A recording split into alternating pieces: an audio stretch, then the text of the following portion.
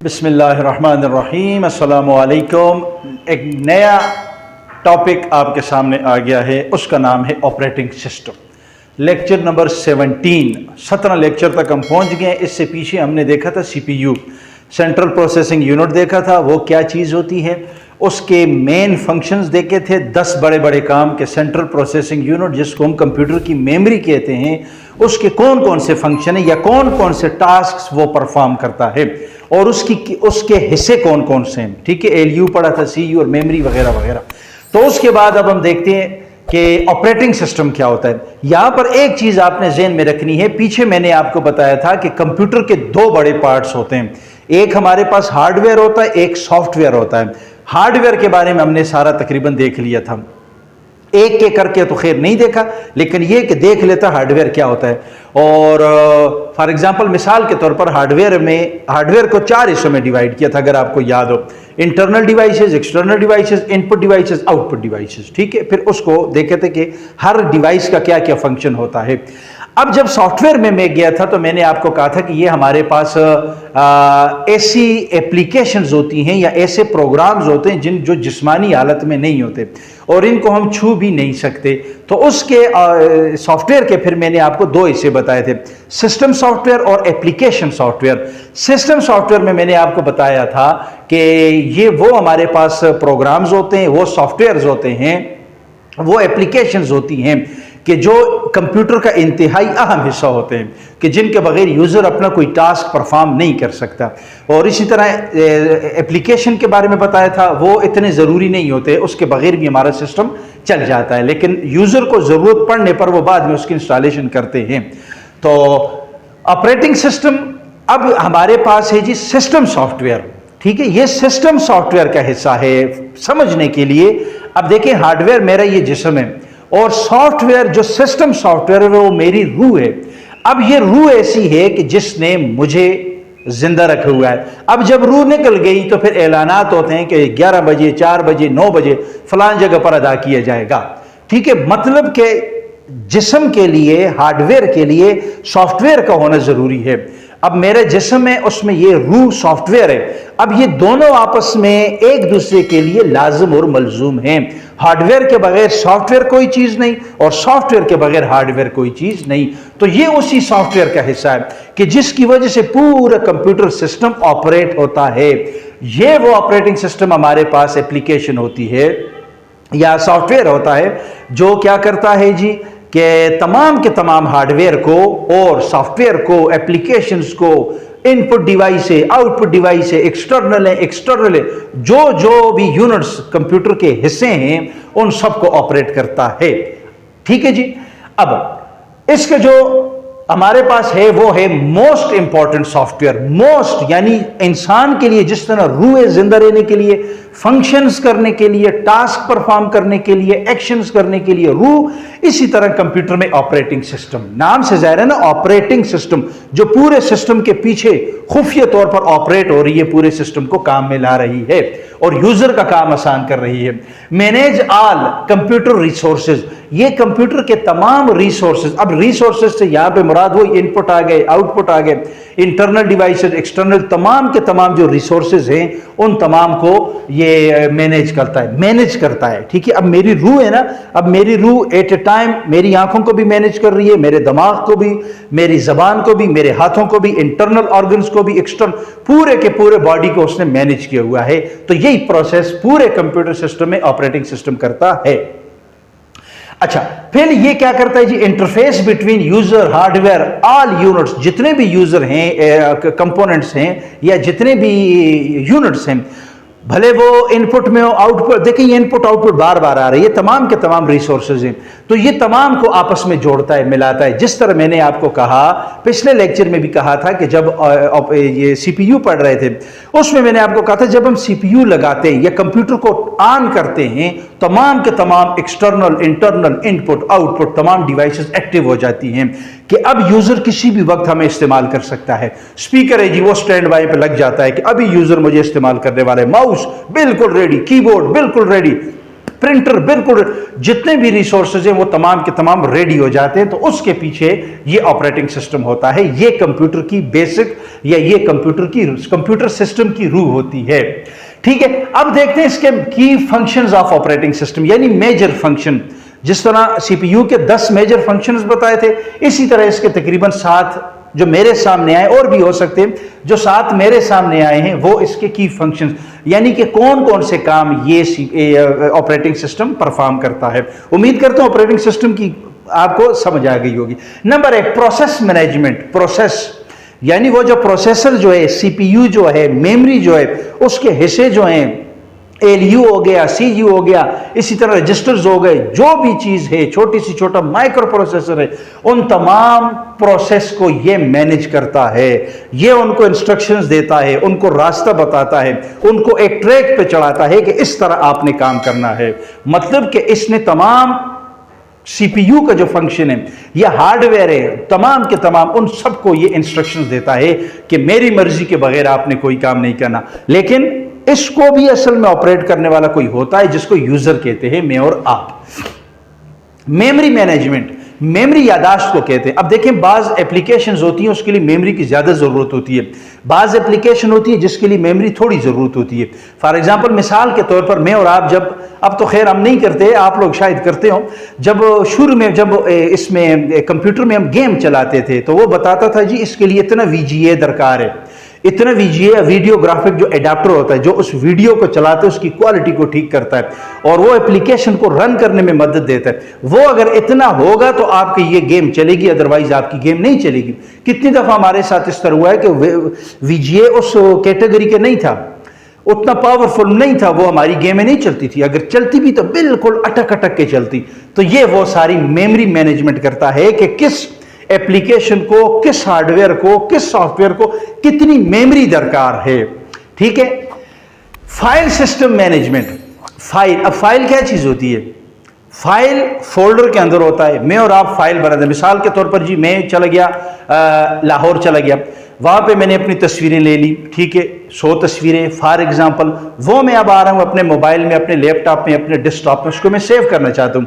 तो मैं एक फाइल बनाऊंगा, ठीक है, फाइल बनाऊंगा, फाइल पे मैं नाम दूंगा जी लाहौर ट्रिप, ठीक है, लाहौर ट्रिप जनवरी 2025 जो भी है, फाइल को नाम दिया। अब वो जो 100 तस्वीरें हैं वो उस फोल्डर का नाम और उसके अंदर एक एक फाइल पड़ी रहेगी। अब इस तरह मैं 100 फाइल बनाऊं, 150 बनाऊं, जितनी मेरी हार्ड डिस्क की कैपेसिटी है उतनी ये उसको मैनेज करता है कि यूजर को ये फाइल कल ढूंढने में मुश्किल पेश ना हो। मैं और आप देखते हैं सर्च बार होता है हमारे पास कंप्यूटर में, ठीक है, डेस्कटॉप पे नीचे सर्च बार होता है। तो यही ऑपरेटिंग सिस्टम वो काम भी करता है कि जब आपसे आपकी कोई फाइल गुम हो जाए, बशर्ते कि आपको उस फाइल का या उस फोल्डर का नाम है तो आप सर्च बार में लिखें, इंटर करें, वो जहां पे पड़ी हुई है वो आपको बता देगा। तो इसके पीछे ये ऑपरेटिंग सिस्टम काम कर रहा होता है जिसका असल मकसद यही होता है कि मैं, मतलब ऑपरेटिंग सिस्टम यूजर के लिए काम को आसान से आसान करके उसके साथ सामने रखूं। अच्छा जी, फाइल सिस्टम मैनेजमेंट की उम्मीद करता हूं आपको समझ आ गई होगी। डिवाइस मैनेजमेंट, अब ये उसी में आ गया, hardware, software, hardware, input output device, ये तमाम डिवाइसेस को क्या करता है, उनको मैनेज करता है। हर एक के जिम्मे टास्क लगाता है कि आपने ये काम करना है। आप देखें रैम है, रैम का अपना काम है, उसको चलाने वाला ये ऑपरेटिंग सिस्टम, मदरबोर्ड है, उसको ऑपरेट करने वाला ये। इसी तरह छोटे हमारे पास प्रोसेसर का हिस्सा जो भी हो, इंटरनल हो, एक्सटर्नल हो, तमाम को ये ऑपरेट करता है। सिक्योरिटी एंड प्रोटेक्शन, ये ऑपरेटिंग सिस्टम मुझे और आपको सिक्योरिटी भी देती है और प्रोटेक्शन भी देती है, हिफाजत भी देती है। कैसे? अब अक्सर हम देखते हैं अपने मोबाइलों को हमने लॉक लगाए हुए होते हैं, पैटर्न लगता है या कोई कोड वगैरह लगाते हैं, तो वो क्यों? ये मुझे और आपको ये ऑपरेटिंग सिस्टम सिक्योर कर रहा है कि आपका डेटा किसी और के हाथ में ना लग जाए। ठीक है, इंटरनेट पे फॉर एग्जांपल सोशल मीडिया पे मैंने अपना अकाउंट बनाया है फेसबुक का, उसका पासवर्ड है वो मैंने लगाया हुआ है, वो पासवर्ड इसने सेव करके रखा हुआ है और ये मुझे ये कहता है कि इस पासवर्ड को आपने किसी दूसरे के साथ शेयर नहीं करना। जब शेयर हो गया, हैक हो गया, तो वो फिर मेरी तमाम के तमाम जो डेटा पड़ा हुआ है, मालूमात है, जो भी चीज़ें, इंफॉर्मेशन, वो दूसरे तक पहुंच सकती हैं। ठीक है। इसमें अकाउंट भी बनते हैं, अगर आपने देखोगे कंप्यूटर में अकाउंट्स बनते हैं, एक है वो अपने दो भाई हैं या दो बहनें, एक अपने अकाउंट इस्तेमाल करें, दूसरा अपने अकाउंट इस्तेमाल करें।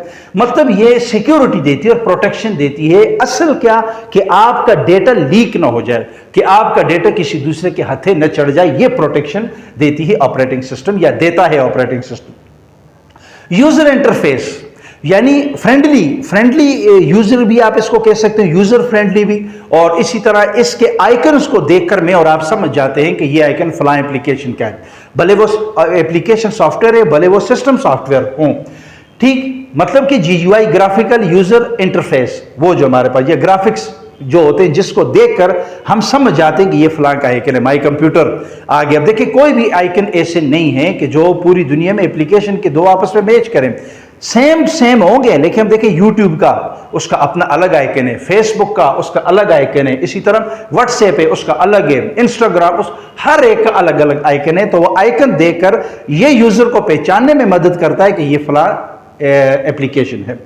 एरर डिटेक्शन एंड हैंडलिंग, ये एरर को भी डिटेक्ट करता है। मतलब अगर कोई काम हो रहा होता है तो ये उस एरर को डिटेक्ट करके यूजर को बताता है कि यहां आप गलती कर रहे हो। ये साथ, अब थोड़ा सा शार्ट कर रहा हूं, बात लंबी हो रही है। ये मेन फंक्शन ये करता था, इसके अलावा और भी थे।